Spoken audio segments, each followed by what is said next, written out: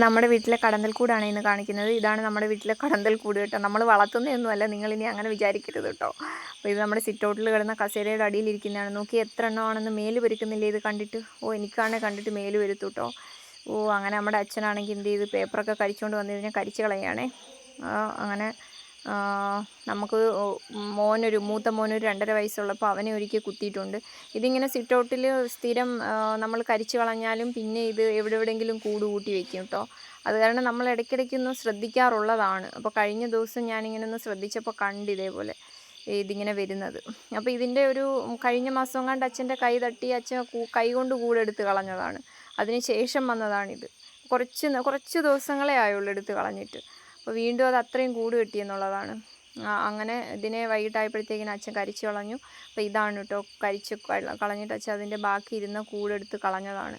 അപ്പോൾ ഇതാണ് സംഭവം. പക്ഷേ ഇനിയും ഇത് വീണ്ടും വരും. ഇത്രയും നാളും അങ്ങനെ തന്നെയാണ്.